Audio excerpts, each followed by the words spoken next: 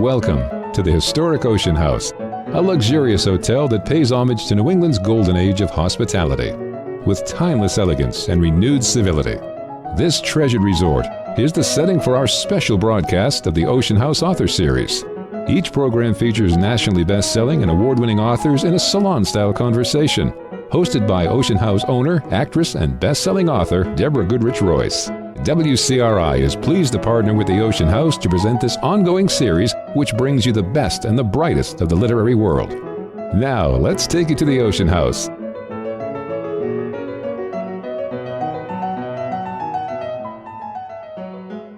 Elizabeth Birkelund is the author of 2 previous novels, The Runaway Wife and The Dressmaker. She started her career in the editorial department of European Travel and Life magazine, then turned to freelance writing as a monthly personal finance columnist for Cosmopolitan. She has written for numerous national publications, including Glamour, Self, Working Woman, and Victoria, and you may follow her work and travels on Instagram and on Facebook. Welcome, Elizabeth. Moya Hession Aiken studied art at Manchester University and Central St. Martin's, graduating with a first-class honors degree in textile design before moving to New York to work in the garment industry. However, before too long, she was working for MTV, earning an Emmy Award for her work as a paintbox artist. At MTV, she met her future husband, producer Bill Aiken. They had a son, Liam, in 1990, a few years before Bill's tragic death. She lives in Connecticut and pursues her work as a fine artist, exhibiting frequently. Welcome, Moya. This evening, Elizabeth and Moya will be in conversation with Deborah Goodrich Royce. Deborah's thrillers examine puzzles of identity. Reef Road, a national bestseller, was named one of the best books of 2023 by Kirkus Reviews, and it was an Indie Next pick by the American Booksellers Association. Ruby Falls won the Zibby Award for Best Plot Twist, and Finding Mrs. Ford was hailed by Forbes, Book Riot, and Good Morning America's Best of lists. She began as an actress on All My Children and in multiple films before transitioning to the role of story editor at Miramax Films, developing Emma and early versions of Chicago and A Wrinkle in Time. With her husband Chuck, Deborah restored the Avon Theater, Ocean House Hotel, Deer Mountain Inn, United Theater, Martin House Books, and numerous Main Street revitalization projects in both Rhode Island and the Catskills. After tonight's discussion, we will open it up to questions from the audience, so please raise your hand. We'll walk a mic around so we can capture your wonderful questions for our folks listening in the future. And without any further ado, please join me in welcoming Moya, Elizabeth, and Deborah.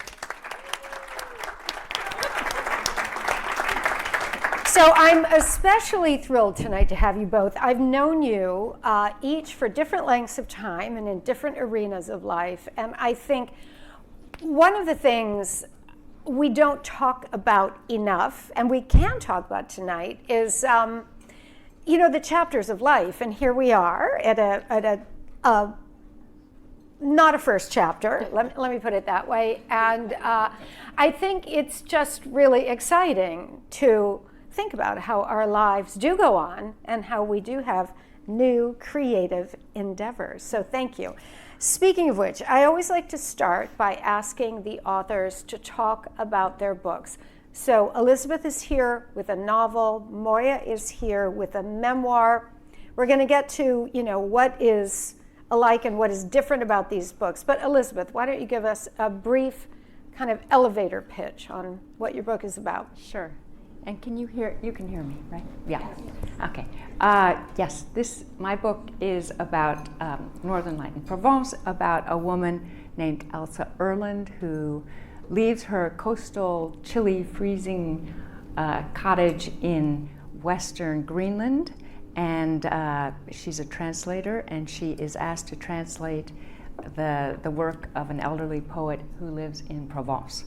And so she is so happy that her publisher sends her to Provence because she seems to be the only one who can translate his poetry, and she arrives in this little hilltop village, falls in love with the village, falls in love with the elderly poet, and then his son appears from Paris, and that's just the beginning. Mm-hmm. Yep. Okay, and Moya, Shoulder. Shoulder. My book is called Shoulder, and basically it's about me. I grew up in the largest housing project in Europe, 11 miles square, and it's the place where if you tell anybody that you're from there, you get the same reaction. You always get the same reaction. So, for example, I was traveling recently, and I was at the airport in the duty free getting some Christian Dior, and the woman said to me, "Oh, where are you going? I said, "America." She said, oh, she said, going on holiday? I said, no, I live there. She said, where do you live? I said, I live on the coast in shoreline in Connecticut. She goes, oh, I've been there. It's lovely. It's lovely. So she shouts across to a colleague, she lives in that place I told you about. Then she says to me, where are you from? And I went, Wythenshawe. She went, oh, like that. And then she shouts to a friend, she's from Wythenshawe and she done well. And then on that same journey, I was at a fabulous wedding. It was magnificent, and there was a guy there, and he came up and said, oh, you're American? I said, well, I live in America. And he said, where are you from? I said, I'm from Wythenshawe. He goes, I do a lot of work in Wythenshawe. I said, cool, what do you do? I'm a criminal defense attorney. So basically it's, now look at me sitting here in the Ocean House. So it's like this, my journey from Wythenshawe to the Ocean House now, I guess. So, and my obsession with America. I just was coming to America. Since I was a child, I'm going to America. And we had 2 books in our house besides the Bible. We had one book which was an Irish Catholic anti-royalist family had a book of the Crown Jewels. Don't ask me why. And the other book was Hollywood stars of the 50s. And I'm looking at these people, they're beautiful teeth, beautiful eyes, beautiful. I look out the window, I'm like, I'm bloody going there, that's where I go. so then it goes on, it goes on, it goes on. Yeah. So, well, that brings me to one of the things that links your books is you're each extraordinary writers of place, which I don't know about you, but for me, in some of my favorite books, whatever genre they are, place can be like a character. It adds such a dimension, and you write about Greenland and then this area in Provence, which is the Luberon, right? Yeah. And you write about I can't even say it, Wythenshawe. But the details, you each have the ability to draw in the reader, so it becomes cinematic in both of your books. So we'll go back to you. Why don't you talk about writing Greenland, writing Provence? What is your process for doing that? How did you know how much detail to put in, where to stop? Did you have to claw it back? Talk about that. Yeah, well, the major premise of the book was translation, and the original title was Translating Love. But in order to get the translation concept really deeply imprinted, I decided, let's translate place. Let's have a place, have this woman come from Greenland and try to translate a place that was very foreign for her. And so, yeah, so I did go to Greenland. I thought of Greenland before I went to it because, first of all, I wanted the contrast, and secondly, my father has Danish heritage, and one of the family names was Rasmussen, which was a big name in Greenland, a big explorer, anthropologist, and hero in Greenland. So I thought, okay, it's going to be Greenland, and Greenland turned out to be such a beautiful place. I mean, that I'd been to Iceland and Greenland, to be in a hotel room or anywhere really where we were in this Ilulissat, you see these icebergs that are just mind-blowingly huge. And they have these iceberg sightseeing tours that Penny knows about, that you see the sunset on these icebergs that is just, and then the whales, and then there are many things that were surprising, like the sound of the icebergs falling into the fjord, which is called calving, and that's like this big boom, and you hear it more now than you did ever. And then you hear at 6 p.m, you hear the Greenlandic dogs are howling because they haven't been fed yet, and that's something you don't hear in New York City. So all of this was just amazing to me. And so your question about, and Provence I knew pretty well, but I did spend a lot of time in this one village, so I got to know the locals, and I got to understand the inner life of the Provençal people as much as an American maybe. Well, I don't know. Anyway, But for the Greenland part, it was hard to know when to stop researching because there was so much that I didn't know. The French part, I felt like I knew pretty well, so that was easier. The Greenland part was the history and but it is my French part did have the poet is an ancestor of the troubadours, so he's got the whole Middle Ages and the courtly love and all of that of the Middle Ages in France. So that I definitely researched as well. But it is to get the sense of a place. Yeah, the best research is travel, and to recreate it on the page. Takes all the senses plus getting the spirit of a place, which is another sense, I think. Mm-hmm. I don't know, is that the seventh sense, the sixth sense? Well, and it is. and you both, excuse me, did it masterfully. And going to you, Moya, in this housing project, you really gave us the sights, the sounds, the smells. I'm sorry about that. No, that's good. It was good. So, but talk a little bit about that. So you really had to obviously take yourself back to a time and place. You conveyed the time too, the music, the clothing. How was that process for you? Well, I'm Irish. I consider myself, grew up in England, but Irish. So I'm very fortunate. I feel a bit of an imposter here because these two are authors. I'm a storyteller. I consider myself a storyteller. And my father was a wonderful storyteller, and we'd sit around the fire, which sounds really glamorous, but it was like gas fire on the wall, and we'd sit around it, and my dad would tell these stories. And every time he told stories, I'd get butterflies. Could hear them 100 times, but I would get, oh my God, Dad, tell that story. And so basically that was my sort of intro. And I had wonderful parents. I was so blessed with lots of ammunition from my parents that my father he was an Irishman. He was like the quiet man. He was like that. He was very handsome and quiet and went about his business. And he didn't have an ounce of vanity. He never looked in a mirror. He had a little mirror for shaving, but he never looked at himself. And he would help out on a Friday night at the church bingo. And one night he got a new jacket and he went to the bingo and he came back and he walked in. He's like, "This jacket's uncomfortable, Moya." He still had the coat hanger in it, So that's good. And my mom,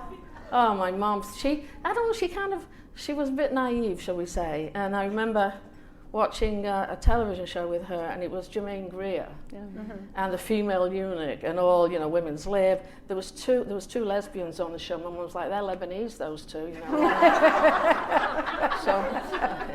So now my mom's all like, she's sophisticated now. My mom and then Germaine Greer's like, "Women's Lib, burn the bra," and my mom's like, "Something's wrong with her.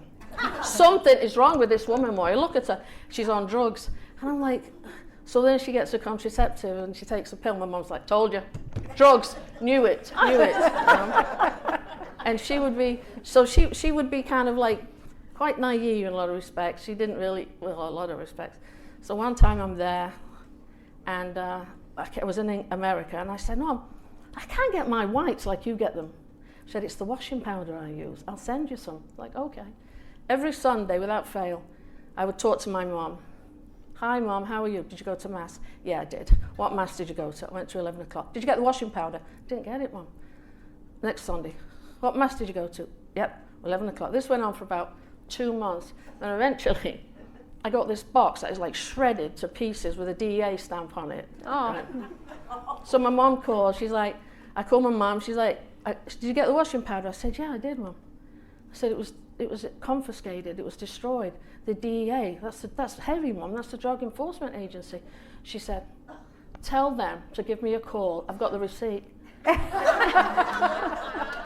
was like, I don't know about that, Mom, I don't know if that's going to work. So I had a lot to work with, basically, with them. And and also with a history of storytelling. You know, my dad talking about growing up on Ireland and in a little small holding and having to feed the chickens, and then his brother comes up with this genius idea: instead of walking around, let's put the feed in a gun and let's feed them, spread it around. Killed 14 chickens. Oh my goodness. Yeah. So there was a lot of information I could garner from them. So basically, I wasn't going to. I'm in Windsor. I wasn't in Provence. Yeah. So Elizabeth, with you, this idea of language, I am fascinated by language. I've studied French and Italian for a long time. I think we express ourselves differently, obviously, in different languages, and your book begins with Ilsa, the translator, struggling with one particular expression in a novel that she's translating that really doesn't have a Danish meaning. It's not something that's said in Danish. It is not culturally done in the Danish culture, in the Greenlandic culture.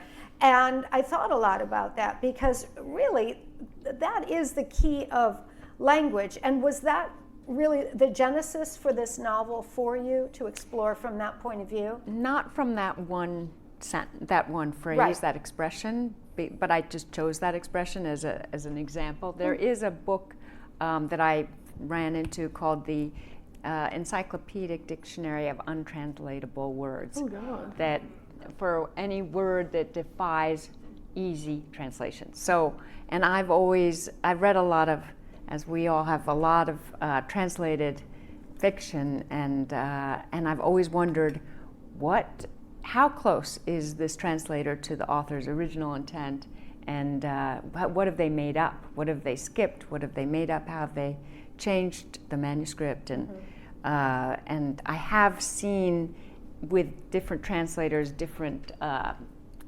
choices that they make and different decisions, and how a little pinky out here when you're sipping tea can just be a little pinky out here, or whether it can be a whole class that is being described with that Right. pinky out there. So I mean, it's a big subject, and anyway, and also not only is it in words, but for example, I'm speaking, and you're all translating what I'm saying, trying to decide what I mean, what I'm intending to mean, and so it's what we do all the time. We're always translating, and it's as you said, it's a culture. So yeah, that was the genesis of this book, was to figure, you have this character, have this profession, find out how. I have taken some translating courses in my days at the Sorbonne and realized how difficult it is and how easy it is to make up your own stuff, especially if you're a fiction writer, which is really dangerous. So anyway, yeah, so language, I've always loved language, and also the trick in this book is that there's a poet. So she's translating a poet's work, and it's in Provençal. A lot of it is in Provençal.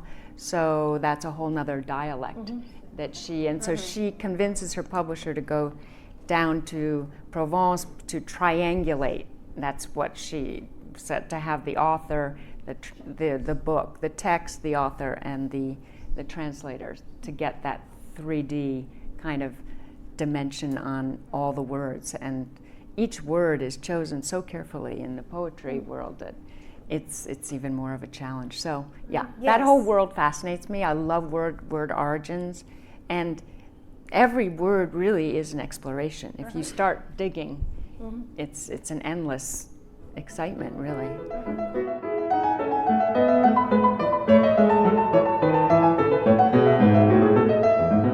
We'll take a short break and be back with the Ocean House Author Series here on WCRI.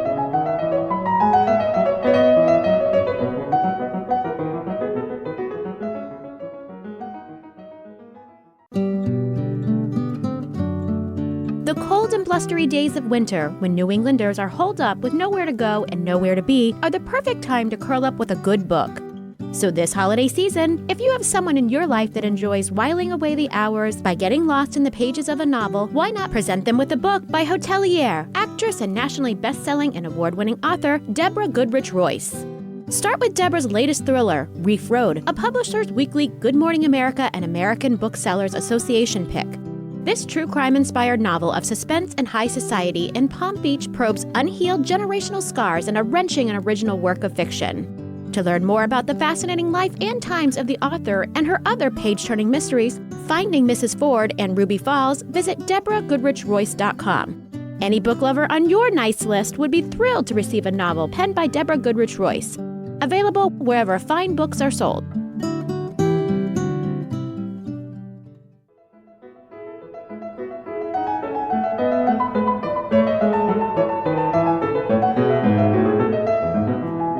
And we're back with the Ocean House Authors Series on WCRI.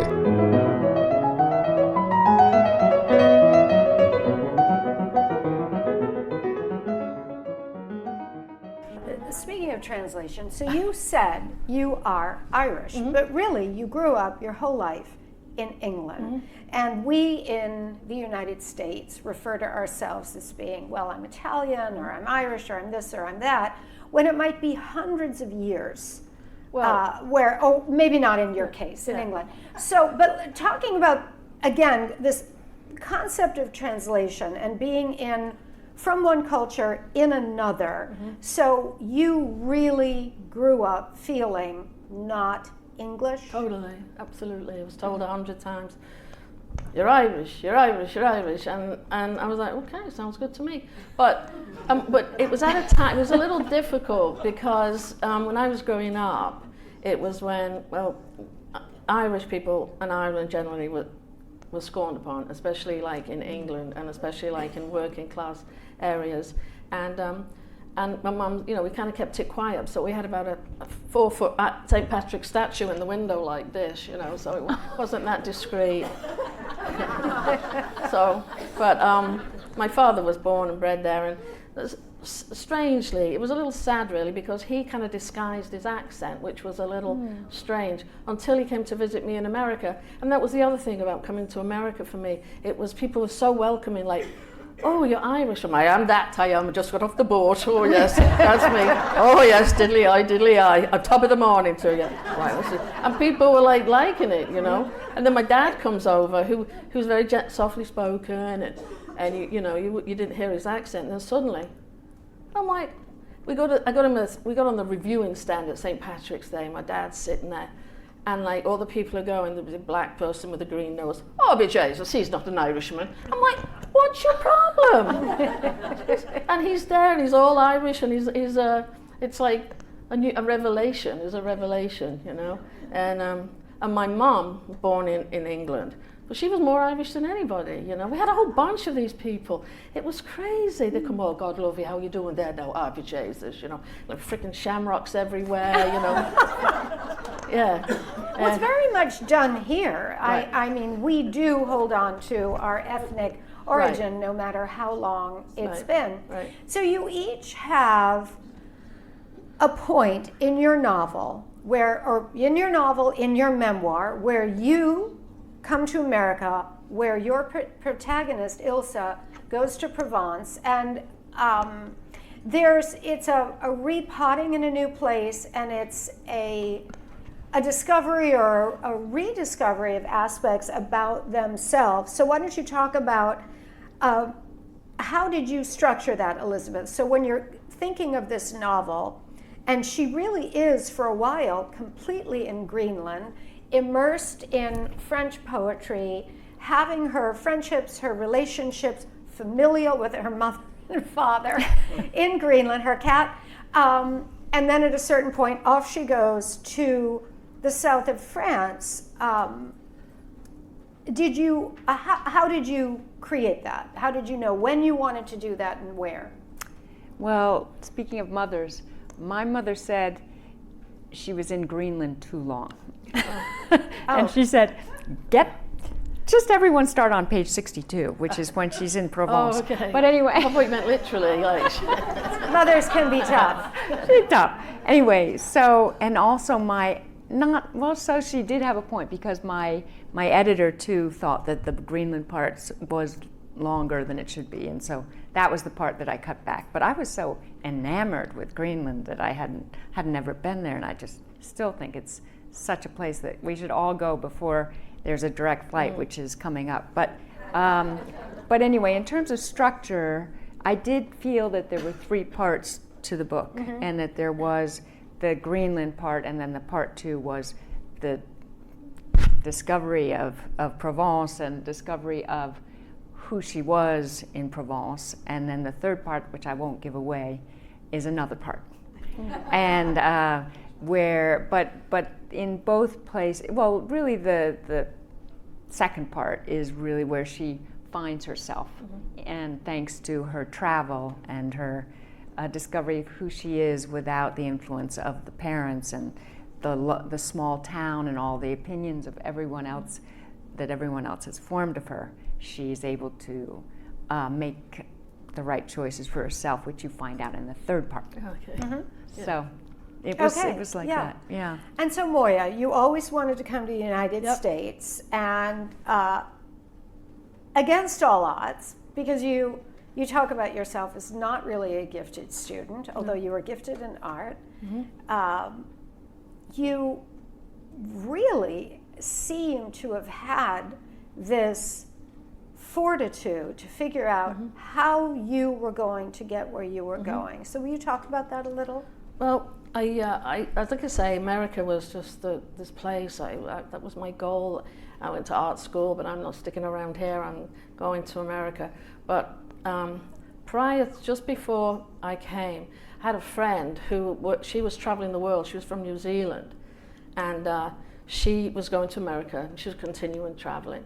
And I took her to Heathrow, dropped her off, came home. A few hours later, pick up the phone, and it's her. I thought she said she had pleurisy. She got deported.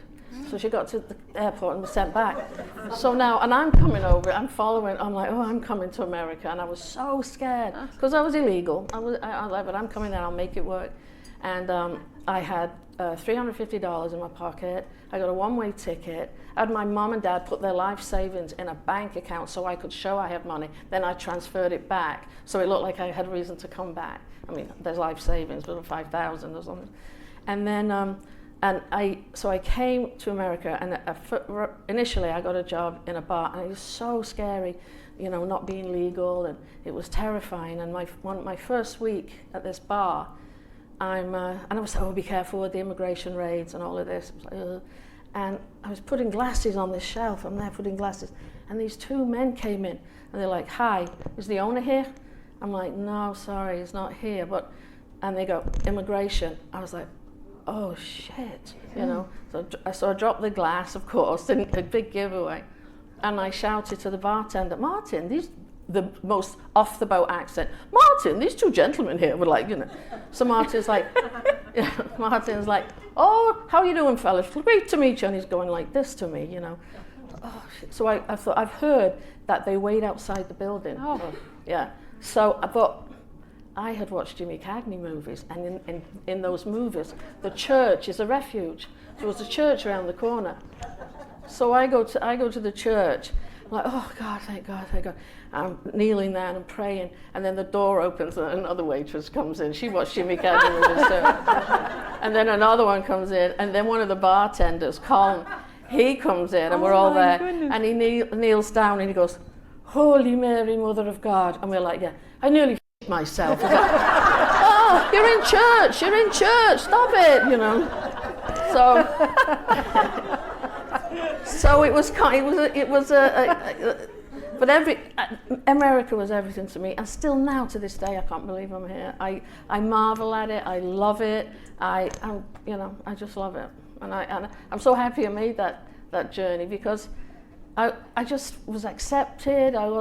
Because I didn't go to fancy schools, and I grew up in the projects, and I wasn't, no one cared about that, nobody cared, and so I was totally comfortable. I'm sitting in the Ocean House, how about that?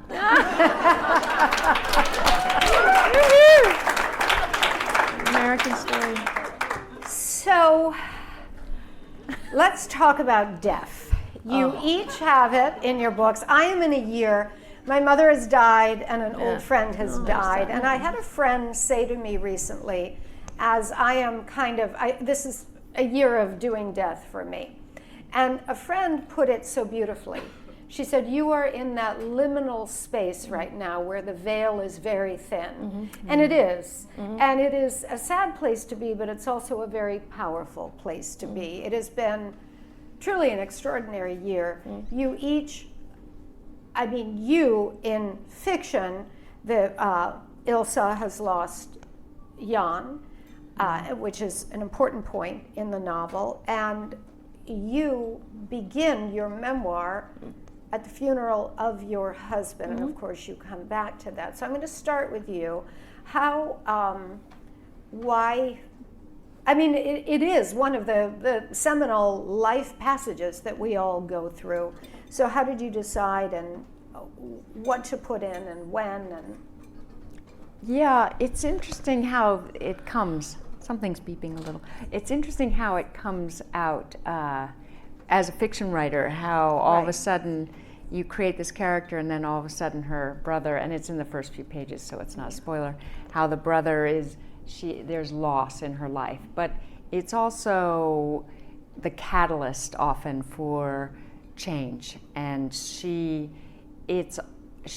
alone, and yet she has this kind of spirit relationship, especially in Greenland, where I learned there's a lot of spirit relationships between inanimate things.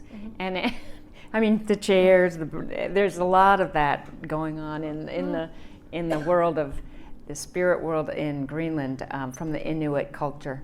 But so she's in this place where she is very lonely in the cottage on the western coast, and yet she has her brother that she's lost, but who is in the bird that flies over and really with her, has not left her. And so when she had always said, I guess, to the brother, I'm going to get to France, just like you're going to get to the U.S. And so when she gets to France, the brother's with her. So in a way, it's how did that come through? And one of these events, I had a cousin who was in the audience, not a Fritchie cousin. I've got a Fritchie relative right over there.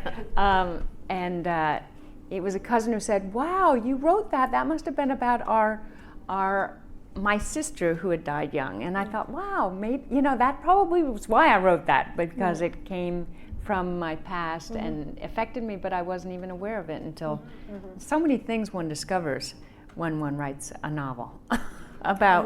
It's part of the process. So yeah, and it works. It's important for a plot because it is a catalyst and it moves a character one way or another. It can make a character recede, or it can make a character move forward and take a different route. So it's the fork in the road often. So absolutely. Yeah. And in your memoir, you start with Bill's memorial.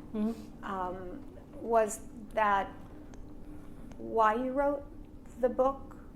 I suppose it was, really. I would say, like, this book is like a love story it's a love story to America. Well, first and foremost, my parents, my husband, my parents, and America. And I just, everyone's telling me you should write a book, because I'm always telling stories. And that was the start. And then I didn't realize quite how explaining, the process we went through my husband's death, and how difficult, and it was unexpected. He had cancer, and it was a dreadful year. But then one day, the hospital said they can't do anything else, and he has 3 to 12 months left to live. And because we never even thought that would ever happen. We never even thought in a million years he was going to die. And after they told me that, he died 6 days later. So it was still shocking. And even to this day, I can't believe it. It was so shocking. Not compounded, but my son is sitting there, who is the absolute image of his father. So, it's with me all the time. And, and I lost my father. And it's true what you say. My father died visiting me. you know, so that was a crazy time. And my mom was still at home, and he came to visit me in America, and she was convinced that he left her for Julia Roberts. So she's telling everybody this. And I know, right? I was like, really? That'd be great. And I was in England, and I took my mum out for lunch, and the waitress came over, and my mum was like, excuse me, do you know Julia Roberts? Oh. She's like, yeah. She's going, that's all my husband, you know, like this, you know. So it was obviously that was a difficult time, and I still can't believe it. Still can't believe it. So you brought up your son. Liam is sitting there. I've known Liam since he was a little boy. Yeah. But I wanted to talk about that, going back to where we began, this idea that life has chapters and we do different things at different stages of our lives. We are all mothers up here. You are both mothers of sons. So you raised 4 sons, you raised 1 son, and I'd love you to talk a little bit, because there are writers in the room, creative people in the room, working people in the room, whatever they're doing, people are always trying to navigate. How do they put it all together? So, Elizabeth, would you talk a little bit about your life as a writer and as a mother and how that's worked for you? Wow. Okay. Well, I've got a neighbor here who could probably you look tell so you. good. 4 sons. Look at you. Fabulous. I had 1, and look at the state of me. Jesus. It's fabulous now. They run you down. That's why they run you down. Anyway, yes, it was hard to raise all those sons and write. It's definitely, but I did feel, because I'm one of 4 girls, so I did feel that I had a second childhood with these sons, and I did things that I'd never. We grew up in New York City. We never did sports, so I did sports for the first time in my life. I'm pointing out my neighbor who has 3 sons and lived right next to me and knew about all those. I know your neighbor. All those trips to the hockey rink, and we all read Lord of the Rings. I never did that. I mean, so it was fun. It was raising them in those early years, and now they're grown up. But yes, fitting the writing in, and I think in a way sons, and I don't know, I think sons. This is stereotyping boys and girls, but I think they don't require, with all that sports and all that, they don't require so much emotional engagement, let's just say. I mean, you give, all right, well, this is definitely a stereotypical thing, but if you just, the sports thing kept them very busy, and so I was able to engage in, compared to growing up with 3 sisters, let's just say, I had a lot of emotional engagement with 3 sisters and the mother. So I like that catch-all term. You know, whatever's going on in your house, you can just say, we're having a little bit of emotional engagement right now. It was, yes, it works. It was intense. It was intense. So the 4 sons was much easier than the 4 girls. It really just was. But so I was able to devote myself I carved out time to write my first book, and then it just got easier after that, a little easier. But yeah, it's hard to do both. It's hard to. I am sequential. I was an actress, and then I was a mom, and I worked different jobs as a mother. I was a story editor at Miramax, but for me, the writing really came at the empty nest. It was a kind of I felt like I got the real estate in my brain back. But now what about you, Moya, as a single mother dealing with grief and having a young son? Right, yeah, people would say to me, oh, you know, how do you go on? Well, I've got a 2-year-old knocking on the bedroom door, you know, like, I didn't have a choice. I really didn't have a choice. And the sports thing, I was determined he wasn't going to throw the ball like a girl. He wasn't going to be like this, you know. So I had him out, and we lived in Weehawken, like 2 miles from Times Square, you know. I had him out in the street, and I'm throwing the ball to him. No, none of this. And then I got I got recruited to a softball team. Believe that one. Yeah. There you go. Yeah. So So the writing thing, Liam was away. Liam was in LA for quite a long time, and I don't consider myself a writer like as such, but what I would do, I'm an artist, and I'd write. I'd have a studio, and I'd go in there and I'd write and write. I wrote longhand because I couldn't figure out I don't type, you know. Eventually I did, but I would write and write, and then at the end of the day, I would reward myself by doing a drawing of what I'd written. So that was my little reward. So the actual original book has like illustrations throughout the book. I mean, the only thing that survived is the cover, this. So there's 2 little drawings that were in the book, and I was like, oh well, we can use those, you know. So yeah, so that's how I approached it, and once you start going, you can't stop, you know. And also I think for me, I mean, you're like serious writers, like it was all cerebral and stuff, but I have a crazy memory, like for details. I mean, I'm not doing details like the song hit the doorknob and all of that. I don't do that, but I do like. But I remember things, and I think it's because I'm an artist. I'm very visual. I can remember, like, I'll remember incidents, and I'll remember where I was of the picture. And when I draw, when I was designing textiles, I would draw and do my textile design. And I always have the TV on, some crap television show, because I just had to have that noise. And then, like, I can look at work 5 years later when I flick through it, and that TV show will come into my head, you know. So, oh, totally. It's very linked. Yeah. What you're hearing when you see something. Yeah, exactly. So I don't know really. I just kept talking about memories, and you know, I was like made myself laugh. And then when it came to Bill, the whole thing with Bill, I'd be sobbing and writing, and it was very difficult, very difficult. But yeah, so I guess I don't have a technique, right? I don't know.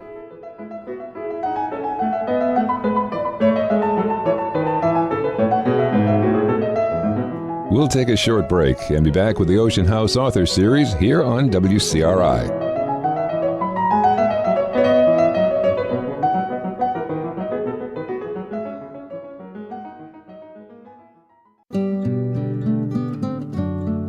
The cold and blustery days of winter, when New Englanders are holed up with nowhere to go and nowhere to be, are the perfect time to curl up with a good book. So this holiday season, if you have someone in your life that enjoys whiling away the hours by getting lost in the pages of a novel, why not present them with a book by hotelier, actress and nationally best-selling and award-winning author Deborah Goodrich Royce. Start with Deborah's latest thriller, Reef Road, a publisher's weekly Good Morning America and American Booksellers Association pick. This true crime-inspired novel of suspense and high society in Palm Beach probes unhealed generational scars in a wrenching and original work of fiction. To learn more about the fascinating life and times of the author and her other page-turning mysteries, Finding Mrs. Ford and Ruby Falls, visit DeborahGoodrichRoyce.com. Any book lover on your nice list would be thrilled to receive a novel penned by Deborah Goodrich Royce. Available wherever fine books are sold.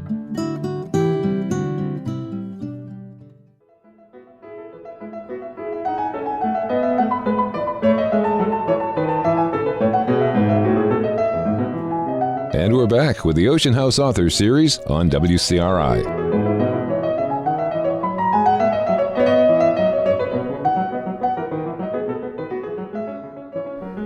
So we're going to go to questions from the audience. So people are going to go around with microphones and ask your question to the microphone, because it's going to be on the radio. But I think one of the things I wanted to ask you is, what would you each like readers to come away with when reading your novel, your memoir? We'll start with you, Elizabeth.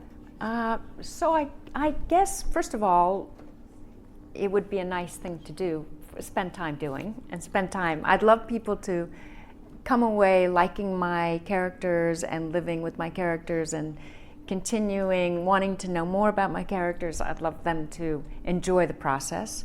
And also perhaps a little understanding of, if one is in a place in one's life that one can go to another place in one's life, or so that feeling that, oh, just a little bit of carrying away, not a message, but just a feeling that it's possible to have change in your life, and it can be started by travel or by thinking of yourself in a different way, perhaps. Moya? I would like people to not live in Wythenshawe for the start. Yeah. For starters. Yeah, for starters. Basically, if you have a dream, follow it. Everything is possible. I mean, I'm sitting here, a published author, and I was the worst student. I was like the worst. And if my English teachers knew I was sitting here doing this, they would never in a million years believe me, you know? It's crazy. I had taken tests. In England, there's these tests called O-levels, and the grades 1 through 9. 1 being the best, through 6 is pass, 7, 8, 9, failure.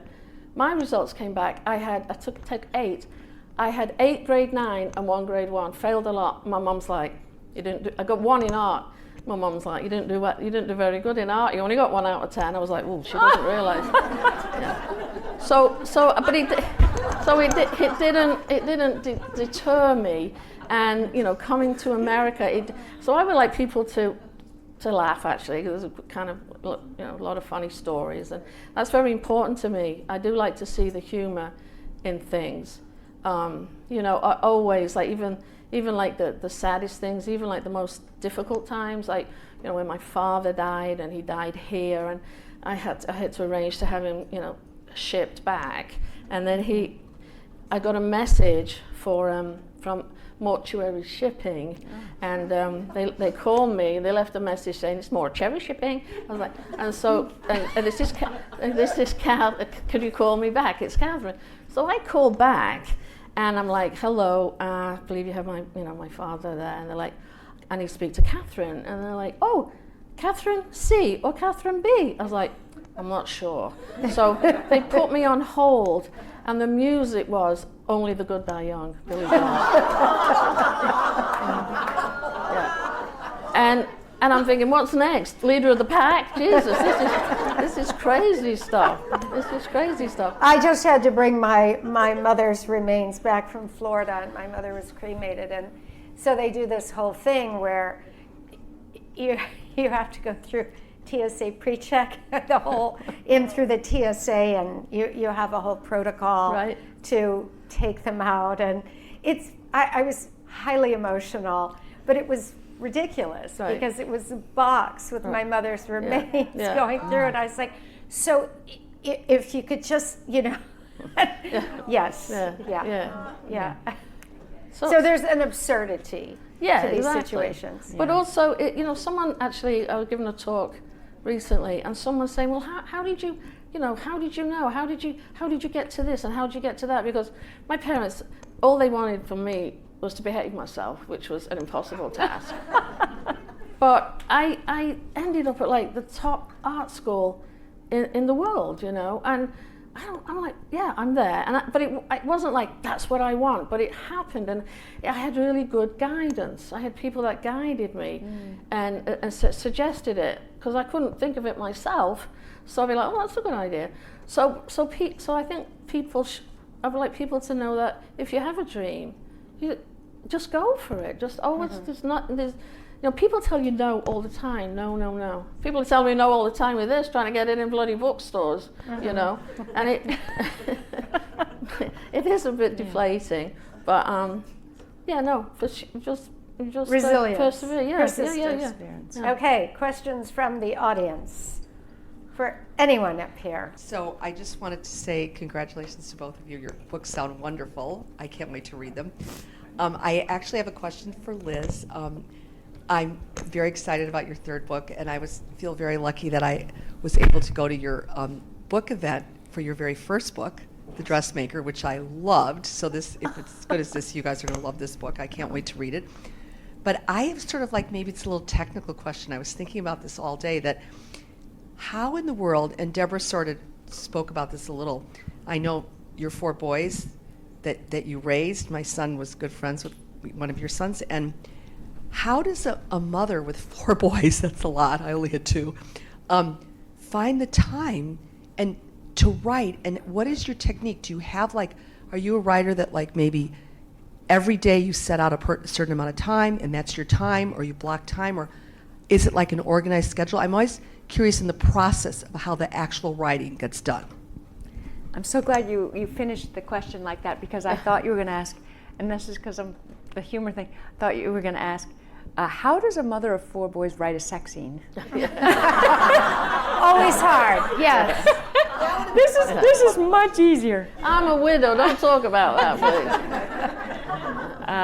Because that is hard, actually. But yes. So I did, as I was saying, have to carve out the time, and I've always wanted. I still want to be the writer that wakes up at 5:30 and writes for 4 hours. I still want to be that writer. You maybe do that. I'd like to know your process. I'll talk about it when you're finished. Yeah, but so I just am the kind of writer that is just, and I'm still looking for that time. I'm still trying to carve out the time. But it is a process of discipline, and it is a process of just, marking. I actually did have a writer's coach when I was first writing to help me do just that, to carve out the time. I couldn't even carve out the time, so she got me to say, okay, you're going to write for 10 hours this week, and if you haven't written for those 10 hours, then you're going to have to find time to write those 10 hours. So it was a good discipline that she. So it is about setting a goal, setting an hourly or a page. A lot of what was it? Hemingway had his certain amount of pages that he wrote a day. And actually, I did get in with the first book. I started to say, okay, I'm going to write a chapter a week. I'm just going to write a chapter a week, and that did work for a while until it didn't. And then, so if you set your goal and you just mark, then now I tend to mark my calendar just to X out a certain amount of time, because it's so much stuff comes into your life, even with grown children. There's a lot of stuff that is always yeah. And I would agree with that. So I think, and to reiterate, I wrote, and I was part of writing groups, and I wrote little things, a screenplay, some short stories, while I was raising children. But I had way too many other things. I mean, you heard the projects and crazy things. So when I decided to take it on seriously, I weirdly used my iPhone to block out 3 to 6 hour chunks, as many days a week as I could. And to do that, I think it's very important that you either don't have your phone with you, or you turn your phone off, and you're not, the more you're constantly checking all these other things. We all have a capacity to do a lot. We really do. We have a capacity to do so many things at once. Writing is kind of a cone of silence where you have to shut all that out. So I think to do it, you really have to find the time and figure out, do you write better in the morning? Do you write better in the afternoon? Some people write at night. Boy, I'm not one of them. Well, yeah, I mean, there are some of us here who've lived in Greenwich, Connecticut, so I gave up lunches. I mean, lunches are a day killer. Ooh, by the time I don't mean eating a sandwich at my desk. I mean getting dressed and looking nice and going to a lunch and chatting and this and that. It's such a consumer of time, so I stopped that. Yeah. End of that. Oh, question there. Yes, I do. Hi. And it's for Elizabeth, and I did read your book, and I haven't read the others, so I will. Great. It was really wonderful. The one thing I did want to comment on is you have an incredible ability to build relationships and to talk about how those relationships really develop, which is kind of fun. But what was interesting for me was the use of the translator and translator for words, but the inability to translate relationships. Yeah. So it was quite astounding. Thank you. Well said. Thank you. Yeah. We have time for a couple more questions. Oh, here's one. Hi, Liz. It's Julie. Hi, Julie. Oh, my goodness, that's Julie. Have you planted all these people? I know. It's very well done. Thank you. Hi, Julie. I'm loving this book. You sound just like your sister. I know. Oh, my goodness. So I'm loving this book. I had a grasse matinee on Sunday. No, but just reading. I didn't have the precursor to that. I stayed in my pajamas and tried to finish this. It's wonderful. Thank you. And I just, you're talking about the Greenland part, and I just felt like I really got to know the people there and the country and the sounds and the colors, and so much that when Ilse or Ile du Nord arrives in Provence, it's just such a, you needed the Greenland part to really set you up for the contrast of, and you really feel that she's discovering it through her eyes. And also the amount of research that you must have done. I was so impressed with the whole troubadour, all this background that I had no idea, and the Provençal, and quoting Apollinaire and Milton. I was like, whoa, you. And I don't know if you mustn't have, maybe you might, knew some of it, but to recall all that.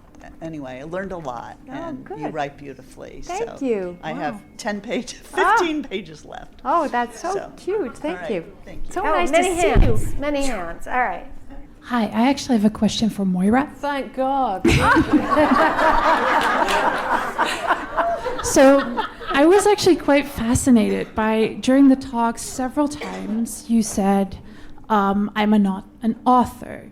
You said, I'm not a writer. These lovely other ladies are, but I am an artist and I'm a storyteller. Mm-hmm. So I'm an author and I write in Dutch, and a lot of my friends, we have a lot of imposter syndrome, and we say to each other, schrijven is een werkwoord. Means writing, as long as you're doing it, you are one. So I wondered to you, what is the difference between being an author and a writer versus a storyteller and an artist? Well, I can tell you right now, I wasn't in Greenland and Provence. I was in Wythenshawe,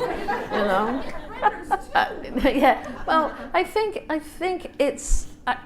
I'm telling stories, and someone's like, "How do you write?" And I write as the way I talk. That's exactly what I do, and I talk it out loud. And also I tell myself stories all the time because I'm a bit crazy like that. I'll be in my car. If I'm going to dinner somewhere, I'll be chatting away to myself, having a fantastic conversation. So, and I like to figure out the rhythm of a story, or And the worst thing is, you tell a story that's brilliant, and you got some dope who doesn't get it. It's like, oh God, I'm not telling that one again. Puts you off for a while. So, the author thing. Obviously, I've published a book, but I'm not doing what these guys are doing. I'm not, and also I didn't set time for myself. I was very fortunate. I didn't set time to. My son had gone off to Los Angeles, so I was on my own. And I'm a widow. I've never dated since my husband died. I'm totally, alone. So anyway, so I had the luxury of just telling my stories, just writing. And I have an awful lot of stories that aren't in the book, which I thought were brilliant, but the editor took them out. I was like, what's the matter with that one, Tom? Which leads me to my question. All right. Oh, you need a all right. Okay. Can you give her the microphone? Question: have you thought about stand-up comedy? Because you are certainly entertaining us here today. Yeah. And I have a feeling you have many, many more stories to tell. Well, you'll be right there. I mean, a lot of people have said that you should do stand-up, but I don't know about. My husband, my late husband, had a television show. It was the first television show it was the first stand-up comedy show on television, and it was called the Half Hour Comedy Hour. And he would select different comedians. He would go to Caroline's and go to different clubs downtown, and he would pick comedians to be on his show. And how I met him was we both worked at MTV, and he had one section of his show was called Ones to Watch, and I was doing graphics, and I would do a graphic for them. And the people that he chose were incredible. I mean, like Adam Sandler and Louis C.K. I mean, like tons and tons of people. So I would go with him to some of these shows. And it's brutal. It's absolutely brutal. I mean, if I had all you guys come to my shows, I'd be like, no problem. But it's you know, to see people up there really trying, it was you know. So I don't think I could do it. I don't think I could. I mean, I tell the same stories over and over again, so maybe I could. But yeah, but I have people have asked me that a few times. So. I just wanted to answer your question about the writer versus the author. That when I had that writer's coach, it was like she helped me come out of the closet as a writer. So I was a freelance writer at that point, but I wasn't a novel writer. And so it is this thing of, are you an author or are you a writer? I was just a freelance writer for Cosmo But she actually had me write down, like, I think 500 times, I am an author, I am an author, I am an author. And it's really about that self-assurance. It's so hard to cross very that hard. divide. The first time I was able to say I'm a writer, I had sold my first book, and my husband and I arrived at passport control in London. And they said, profession? And I was like, I'm a writer. And it was hard to say, and it was thrilling. Yeah, I was like, they thought I was a little strange. But you can be a writer and an author without publishing. That's exactly. Anybody who writes is a writer and is an author. So that's the thing that people get stuck on. And Totally. Yeah. Any more questions? Because you can all ask questions in the back. And I'm going to say again, you got one of these novels with your voucher. You can get the other one 10% off. So these authors don't want any books to leave this room, not with you tonight. Oh, that's sweet.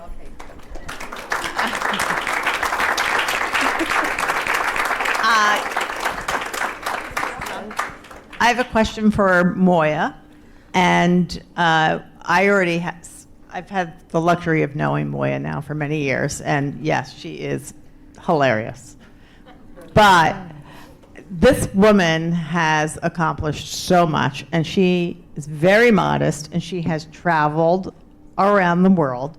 She has incredible art story to tell, and an amazing son. So I would like to know if you're interested in publishing a sequel. If I'm interested in what? Publishing a sequel. Well, there is a lot of content there. Yeah, there is a lot. I mean, my book opens the day of the funeral, and and it ends on the exact same story, the exact same, you know, the funeral. It ends on that, and so it's basically my husband was 34 when he died, and so it's basically my first 33 years. And after my husband died, I have actually had a lot of adventures, and that's how I know you, because we've had, and Kelly, you know, we've had a ton of adventures, and so everyone is asking me to do a sequel, and I mean I have started something, but the problem is I'm a first-time author, and.